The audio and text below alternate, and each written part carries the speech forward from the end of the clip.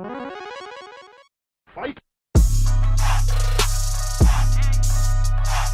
up, it's your boy Sly Cannon, Afro Nerd TV, coming today with another review. I have finally finished Umbrella Academy Season 2, and man, I am super stoked for this whole season. This season was great. Definitely a step up from the last season, although I did love the first season as well. I thought it did a good job of introducing everyone, as well as telling their backstories and getting to the point of where we're at now in Season 2 with them jumping back in time and being stranded in the 60s. Now, the Season 2 starts out picking up exactly where that was, with them all getting stranded in the 60s, but they all get stranded at different points of time, some being a year apart or some being more than 2 years apart, in between them, in the same area. They all land in the same area, the same alley, all of that. So once again, Five got his calculations incorrect when it came to jumping in between time. Now, I love this season because I feel like it gave us more insight to each of the characters. It showed us how they dealt with different issues alone with one another. The last season, they kind of dealt with their own issues, but they still were more so together. And this season, they had to actually stand on their own, and they had to experience what Five experienced in the first season when he was stranded for over 40 years, missing his family. Whereas they were only stranded, missing their family for no more than, like I said, 2 years for the most part. But again, Five ends up being the one that brings everyone back together. And at this point in time, everybody's living their lives and don't really want to do anything. Vanya has amnesia and is living with a family who she cares much deeply about, and she takes care of a kid who has autism. Then you have Allison, who is married and is a civil rights activist. Makes sense. It's the 60s. It's around that time. Then you have Klaus, who literally becomes a cult leader, even though he doesn't like to call it that. It's cult leader, which makes sense because he can speak to the dead and do things that might seem like he is a messiah.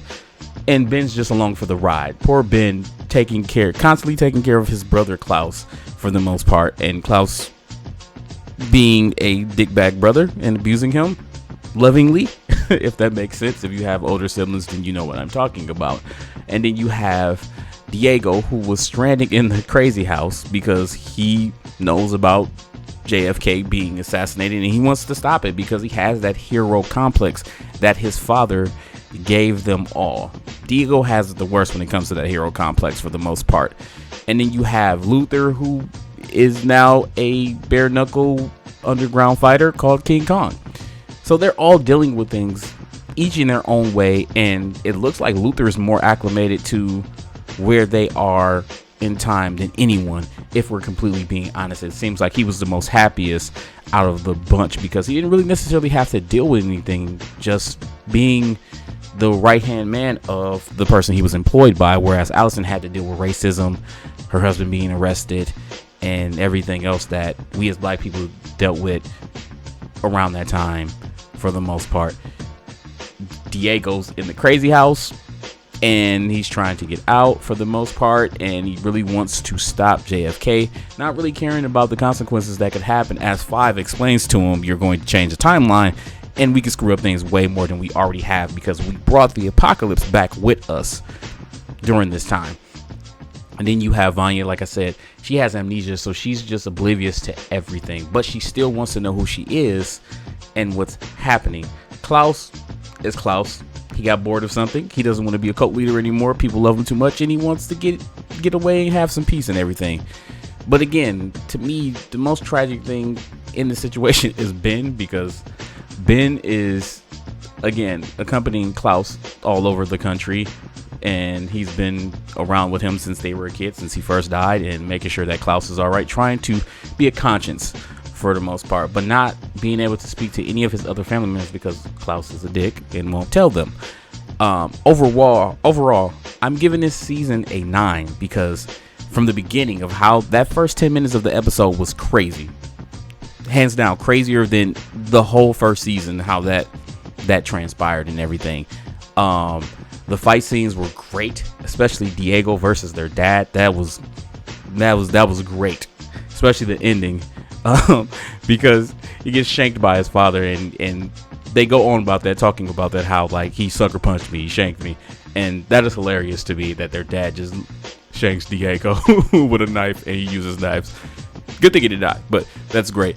The storylines that they had, they did a good job of pacing everybody's storyline, and it none of the stories being too much over the other one, especially considering 5 has the biggest story out of the whole group, with him dealing with the commission for the most part.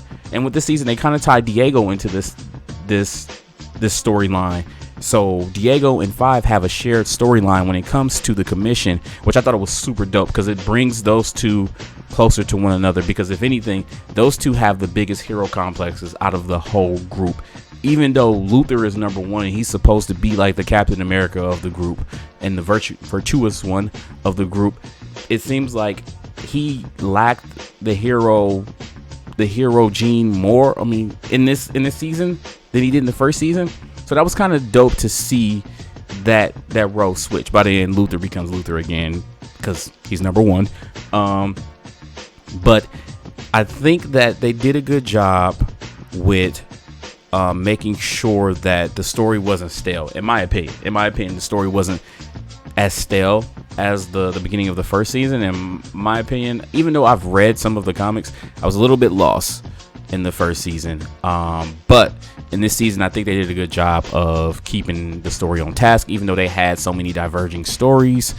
And then we get to the antagonist, which is the handler again. With this time, she has a daughter, whom we find out is one of the Umbrella Academy kids. She was just kidnapped by the handler, and it seems like that the handler is trying to do this again with the autistic boy, with Vanya, because when she saves him in the story, she ends up inadvertently passing on some of her power to this boy, and the handler wants to do that again, which leads to the climax of the show with this big battle that I didn't think was gonna happen in Umbrella Academy. And the ending, you really couldn't call it. I didn't know how it was going to end. At one point, there's a shocking moment where you are flabbergasted at what transpires. I don't want to say what it is because it caught me off guard, and it was great. It was a great scene, and it left me looking like, what the fuck just happened? Because that's exactly what happened. In the end, they get back to their own timeline after multiple mishaps and 5 trying to rein everyone in because he is the oldest. Heavy weighs the crown of the oldest sibling, and they get back to their own timeline after multiple casualties, losing a sibling overall. Oh yeah, there's a sibling that goes. He's gone. They go to a different timeline, but as I told another friend, I figured this was going to happen, because they were like, it's time travel. How do they explain that? That's always a big thing. When it comes to time travel, from now on in movies, I always go by multiverse theory.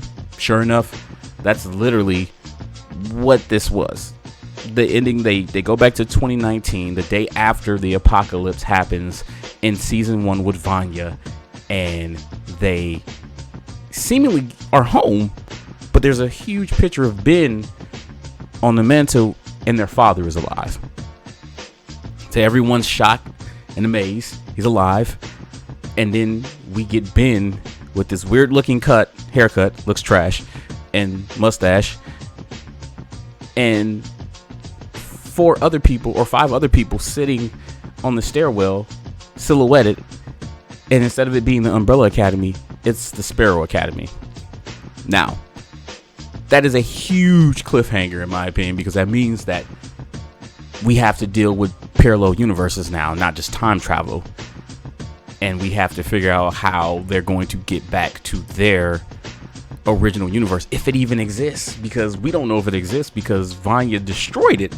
So does it exist? Can it get back? We don't know. We have to wait for season 3. Overall, this season was a 9.5 for me, 9.5. I loved it. I thought it was great.